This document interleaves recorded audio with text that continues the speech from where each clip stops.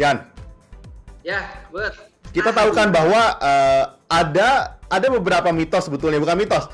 Mungkin ada beberapa tagline yang suka diulang-ulang sama tenaga kesehatan zaman dulu yang mungkin menyimpang. Contoh, Contohnya. 4 sehat bersama lu tidak sempurna. Itu dulu jadi mitos juga. Ternyata setelah gue jalanin sekarang, ternyata itu benar adanya. Jadi hidup gue udah sehat, tapi karena bikin podcast jadi nggak sempurna gitu. Akhirnya gue ngerti. Nah, mungkin lu bisa jelasin Yan, kenapa mitos-mitos itu berkembang di masyarakat gitu? Buat yang benar adalah makannya apapun yang penting orangnya sempurna. Iya. Oh, ini agak menjijikan ya, tapi ya oke lah. Bersama orang yang sempurna semuanya enak. Aduh. Ya, Bud, jadi ya benar-benar gue setuju sama lu. Jadi ini juga sebenarnya kan salah satu topik yang di request ya. Jadi ada yang mau nanya tentang pola makan seperti apa sih gitu. Dan di sini kita akan membahas menyangkut pautkan dengan apa ya sebutannya ya, kalau kayak gitu ya. Bukan yel-yel, apa sih namanya? Kayak kata-kata yang tadi disebut masih sempurna. Mungkin generasi zaman sekarang nggak terlalu tahu itu ya, Bud ya. Tapi ya. kasih tahun 90-an, nah tahun 2000-an itu ini banget, apa namanya, sesuatu yang dicanangkan banget di sama pemerintah. Betul, makanya generasi kita selalu wajib minum minuman susu supaya jadi sempurna kesehatannya, gitu kan? kan 4 sehat, tagline-nya kelima itu susu jadi sempurna gitu. Betul. Nah, maksudnya sekarang kita bahas apakah itu benar? Karena setelah gue punya anak, gue jadi tahu bahwa tidak semua susu tuh bikin sempurna sebetulnya. Jadi banyak banget hal-hal yang akhirnya diangkat, terutama kalau kita ngomong spesifik sama beberapa brand yang membuat minuman mereka jadi seperti sangat berkhasiat gitu. Padahal mungkin sebetulnya enggak. Nah, lu boleh cerita nggak ya soal tagline ini? Sebenarnya ada sedikit masalah sih sama susu. Gue kira kondisi lu selama ini tuh kan nggak pernah minum susu gitu. Kayaknya memang nggak ada ngaruhnya deh, udah bawaan aja gitu. Ya udahlah, gue nggak bisa bersalah-salah banget lah. Gitu. Jadi mau gimana pun ternyata memang bermasalah aja, bukan soal susu ya berarti ya? Oke, jadi Sobat Healthy, sebelum kita mulai, gue bisa menjelaskan dulu bahwa pola makan yang sehat ini berbeda dengan pola makan diet ya, yang selama ini kita selalu bahas kan. Nah, jadi kalau misalnya ditanya kemarin ngomong gitu, sekarang ngomong gini, karena memang tujuannya beda gitu. Pola makan sehat ini adalah pola makan yang baiknya diterapkan kepada seluruh orang. Dalam kehidupannya sehari-hari ini. Nah, kalau misalnya pola makan diet itu adalah pola makan yang diterapkan kepada sebagian orang yang memang tujuan kan menurunkan berat badan. I see. Nah, pertanyaan gue begini, apakah pola makan hidup sehat itu tidak menurunkan berat badan? Pertanyaan gue. Iya dong. Kok bisa ya, bisa enggak? I see. Jadi kalau pola makan, jadi ini gue kembali lagi jargon. Nah, gue ingat sekarang jargon. Nah, baru ingat gue. Nah, jadi kalau dulu kan jargon itu kan 4 sehat 5 sempurna. Tapi jargon ini udah banyak ditinggalkan. Kenapa? Kan biarpun kata 5 sempurna, jargon ini nggak sempurna. I see. Jargon ini kan cuma menerapkan bahwa lu mesti makan 5 kandungan, makan makanan yang mengandung 5 kandungan yang paling esensial. Karbohidrat, lemak, protein, vitamin, mineral, dan terakhir dilengkapi oleh susu. Karena susu itu banyak banget vitamin dan kita begitu kan. Nah, tapi pada kenyataannya pengaturan gizi seseorang itu nggak sesimpel itu, Bud. I see. Kita nggak pernah tahu berapa sih karbohidrat yang mesti dimakan, berapa banyak lemak yang dimakan. Contohnya misalnya gini, Bud, seseorang yang tiap hari makannya Indomie, ya, dengan nugget yang digoreng. Nah, agak gitu ekstrim juga ya. Itu kan enggak, lu kan itu nyebut-nyebut makanan gua. Oh, justru gua sengaja jadi nunjukin pada sobat Healthy kalau lu makan kayak gini jadinya begini gitu. Ya, gitu loh. Anjir, jangan sampai gua jadi kayak begini gitu kan. Oke, terus. Nah, terus katakan lu minum susu, oke. Nah, di dalam instan itu kita dapatkan karbohidrat. Ya, di dalam nugget itu pasti ada kandungan proteinnya walaupun nggak banyak, ada kandungan lemaknya. Di dalam susu ada vitamin dan mineral. Jadi secara teori kalau misalnya lu ikut jargon itu lu udah makan. Nah, benar. Misalnya pakai sayuran dikit ya biar ada serat. Nah, tapi sehat nggak makanannya kalau kayak gitu? Kalau lihat contohnya kayak gue sih nggak sehat sebetulnya, jangan diikutin lah. Nah, sekarang gue balikin ke gue ini, misalnya gue makan nasi putih, ya. Mungkin dengan lauknya telur goreng, terus habis itu gue juga pakai tumisan sayuran sedikit, gue ada makan buah, gue juga minum susu. Ya karbohidrat kan dari nasi, telur goreng ada lemaknya, ada proteinnya, terus ada sayuran tumisnya, ada seratnya, ada susu, ada vitamin dan mineral. Dengan 4 sehat dan 5 sempurna yang sama, itu yang berbeda dan kesehatannya juga berbeda. Benar nggak? Setuju nggak? Enggak. Karena yang lu ngomong tadi, makan nasi, telur, itu kan hanya mimpi. Lu kan nggak begitu hidupnya kan? Lu kan nggak sesempurna itu sebetulnya. Lu kan hanya makan nasi sama kerupuk tiap pagi. Jadi enggak. Kan gue tahu sebetulnya. Gue nggak cuma nasi sama kerupuk ya. Kecap manis. Oh iya. terus ya. Nah, karena itu sekarang itu kita patokannya bukan. Tapi ada suatu, kita penasaran ya, ada diagram, ada suatu segitiga, itu yang dinamakan segitiga porsi pola makan sehat. I see. Gitu. Jadi bentuknya itu lebih seperti piramida ya sebenarnya ya.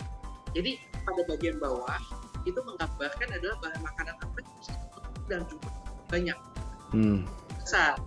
Nah, kemudian dia mengkerucut lagi. Nah, di sini adalah bahan makanan yang mungkin kita konsumsi dalam jumlah yang agak cukup banyak lah ya, tapi nggak sebanyak yang bawah. Dia mengkerucut lagi. Nah, ini lebih sedikit lagi jumlahnya, sampai terakhir adalah puncaknya itu yang sebenarnya harus kita konsumsi dalam jumlah yang sangat sedikit aja, nggak usah terlalu banyak. Gitu. Jadi kalau misalnya kita mau makan pola makan sehat, sebenarnya patokan kita yang benar adalah piramida itu. Tapi kan susah ya, menyebut piramida sehat susah. Mendingan 4 sehat sempurna. Gua rasa kenapa dulu tagline ini sangat booming, karena pemerintah mau mengajarkan hal sesederhana mungkin gitu kepada masyarakat. Ya, waktu itu baru era-eranya, mungkin waktu itu orang belum semuanya teredukasi dengan baik gitu. Jadi gimana caranya ngafalin, gampang deh, 4 sehat 5 sempurna gitu nggak sih?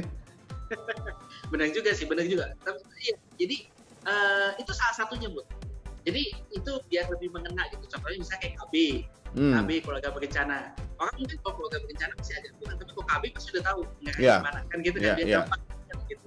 Nah, tapi mungkin juga informasi mengenai gizi waktu itu tidak sekarang. I see. Gitu. Dan mungkin kembali lagi ya kepada daya beli ya.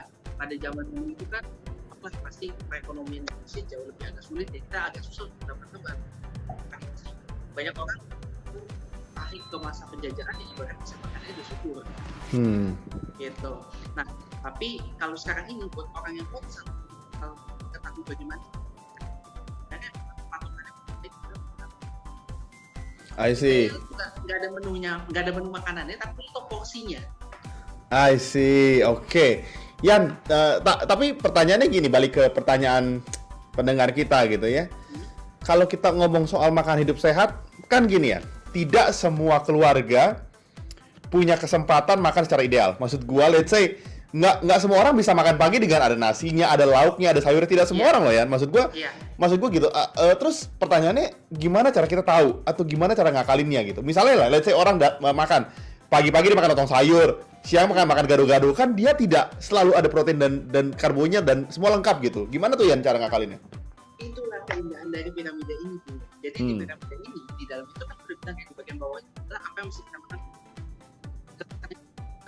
Dia nggak menyebutkan jenis makanannya, seperti yang lu bilang. Nggak semua orang makan nasi, benar. Yeah. Ada yang konsumsinya pakai kentang rebus, ada yang makannya pakai singkong, ada yang mungkin kalau misalnya teman-teman kita di sana makan sagu misalnya. Yeah. Onyok, gue pernah makan onyok sih rasanya. Okay. Ya kayak gini. Nah, jadi di sana di dalam piramida itu digambarkan ada jenis makanannya. Jadi dia tidak terpatok pada tipe makanannya. Contohnya bisa gini, yang paling bawah itu adalah karbohidrat. Ya, berarti di sana itu kalau misalnya lihat ada gambaran ya, ada jagung, ada gambarkan sagu, tepung. Nah, jadi apapun. I see.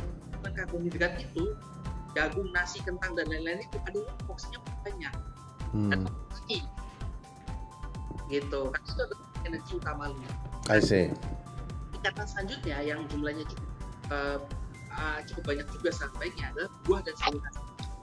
Nah, sekali lagi dia kan tipenya lu nggak mesti makan apel ya, lu mesti makan buah gitu. Lu mesti makan kulit durian, enggak juga gitu.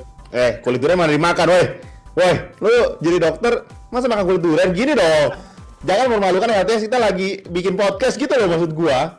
Ya, gue kan lagi nunjukin makanan yang banyak serat. Bukan serat apa coba kubingnya durian. Terus. Nah, dia nunjukin buah dan sayuran. Ini apapun buahnya, apapun sayuran. Yang penting adalah porsinya dia harus lebih sedikit daripada karbohidrat, tapi dia lebih banyak daripada tingkatan selanjutnya yaitu protein. I see. Gitu. Nah, kita bicara protein. Protein itu biasanya adalah bahan makanan yang paling mahal. Ya, Bud ya. Tapi tetap bisa kita akalin. Contohnya misalnya di dalam sana sebagai ikan. Ada gambarnya telur, tahu, tempe, nggak melulu harus daging. Ya, dan notabene itu cukup bisa kita akalin.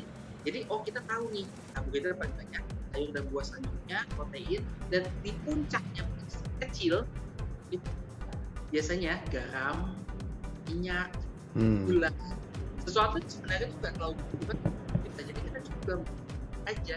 Sebenarnya kita cuma butuh itu sebagai bumbu buat lengkap aja. I see. So, Yan, ini kayaknya gue pengen tanya pertanyaan yang gue yakin pendengar kita mau tanya, tapi mereka sungkan karena mereka merasa enggak lah, mereka denial. Gini ya. Kenapa? Pertanyaan gue gini. Apakah semua bahan makanan yang berbentuk daging itu sehat dan mengandung protein yang cukup? Contoh, sapi. Yang lebih murah kan jeroan sapi ya? Usus sapi, kikil. Maksud gue gini, apakah semua itu punya kandungan yang sama? Atau kenapa sih disebut jeroan itu berbahaya buat tubuh gitu? Kenapa kita nggak bisa konsumsi yang lain di luar daging, mengganti daging gitu misalnya? Untuk membuat kita sehat juga ya? Iya. Beda. Kandungan penyusunnya itu sendiri udah beda. Jadi contohnya misalnya ya kita katakan cepat jeroan dengan dagingnya sendiri ya. Iya. Lalu makan jeroan itu bisa produknya asam lemak itu kan tinggi hasilnya dibandingkan kalau makan dagingnya aja. I see. Satu, terus yang kedua ya jelas kandungan proteinnya juga beda. Ya biarpun rasanya mungkin sama-sama ya. Nah, kalau udah diolah mah enak-enak aja gitu. Tapi kalau kita bicara tentang gizi itu beda. Jadi daripada lu substitusi antara daging dengan jeroan, itu substitusi dagingnya dengan daging yang lain. I see. Nah, daging ayam, daging ikan misalnya. Atau misalnya ternyata memang misalnya daging ayam lagi mahal, ikan lu tinggal di daerah pegunungan susah ikan, telur gitu. Telur itu pasti termasuk salah satu sumber protein yang baik lah. I see. Jadi teman-teman pendengar, jangan kalian merasa kalian sudah makan sehat dengan mensubstitusi daging sapi dengan jeroan sapi ya. Sebetulnya kan emang denial aja, emang mau makan jeroan aja sebetulnya kan. Jadi jangan pura-pura lah. Kan gue sama lu sama pendengar. Gue juga mengerti betapa nikmatnya jeroan itu, gue memahami kok sebetulnya. Tapi memang kan pertanyaannya. Jadi gue tahu. Kenapa? Jadi gue tahu pas lu bilang pendengar kita yang gini-gini itu sebenarnya lu gitu. Enggak ya. Tapi gini ya, maksud gue gini. Kalau kita ngomong hidup sehat gitu ya, seberapa berbahaya jeroan gitu? Gue pengen tahu karena kalau misalnya orang udah kena kolesterol gitu ya, kena penyakit-penyakit, iya kolesterol lah, misalnya saya darah tinggi, mereka bilang kurangin jeroan ya gitu. Maksud gue, emang seberbahaya itu ya untuk mengatur pola hidup sehat gitu?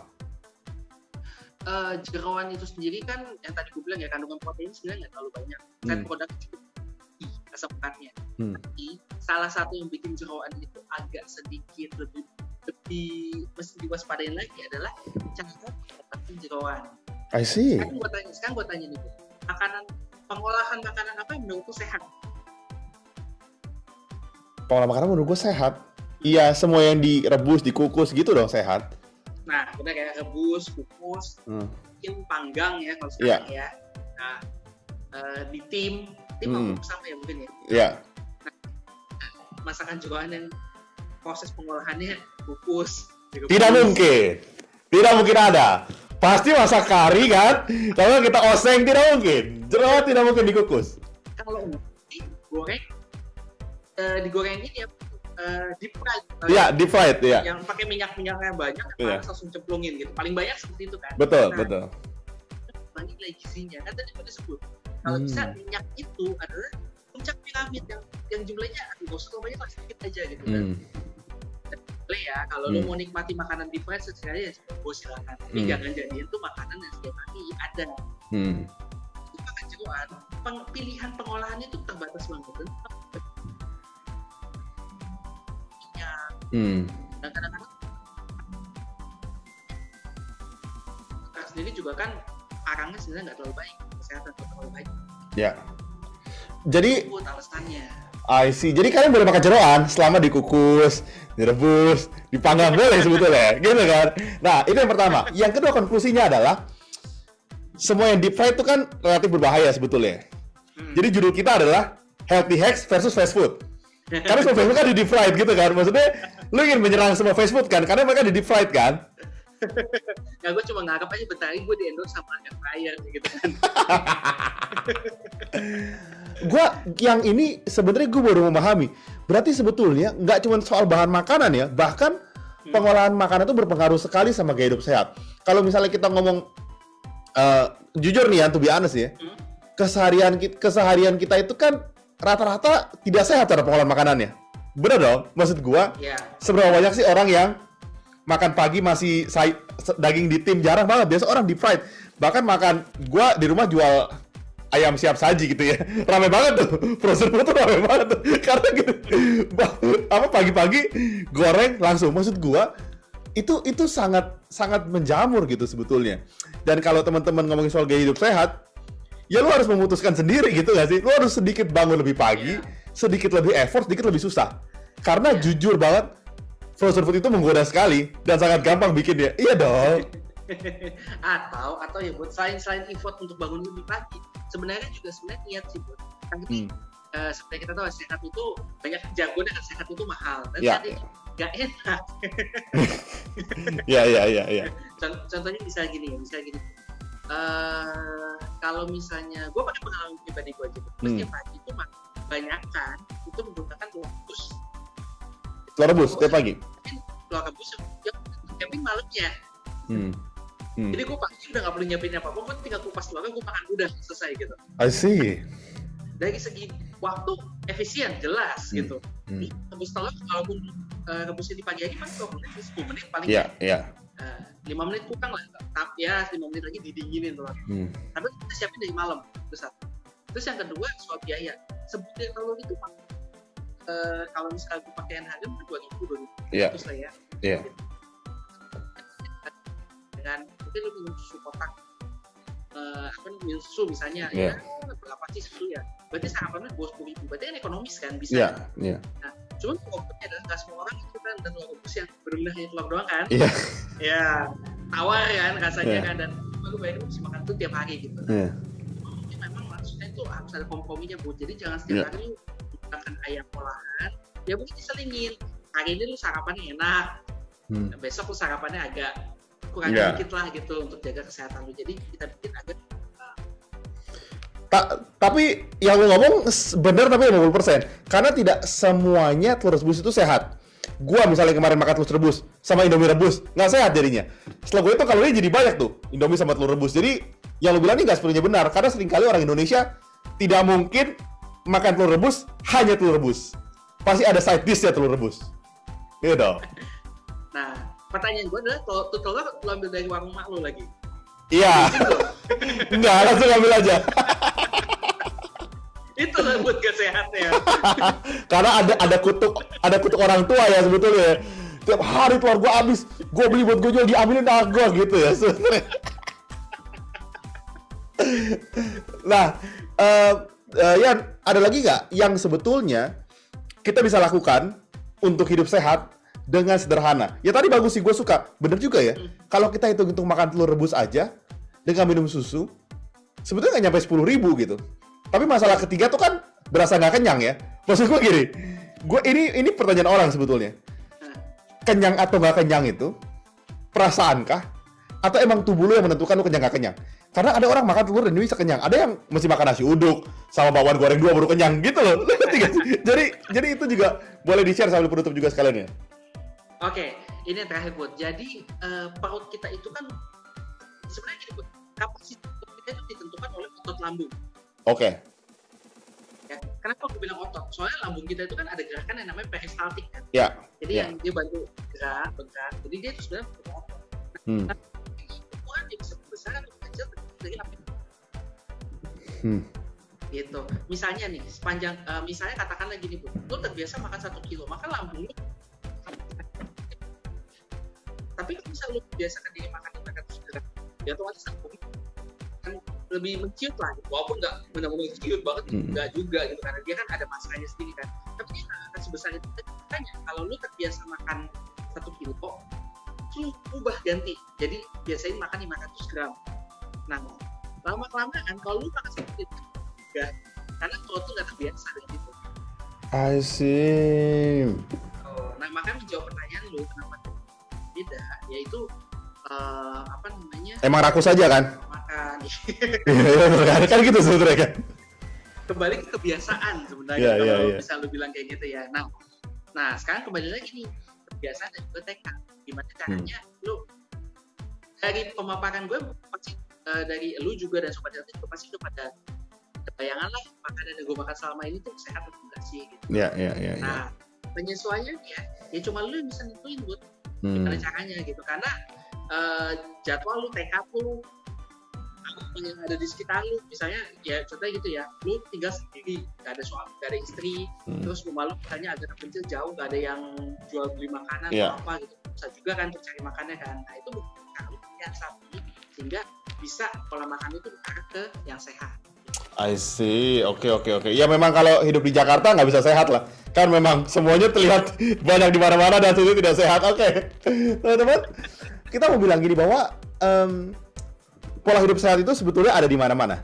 Cara pola hidup sehat gitu. Yang jadi masalah seringkali orang tuh nggak mau denger dikasih tahu ini pola hidup sehat gitu. Karena satu, terlalu capek, terlalu males.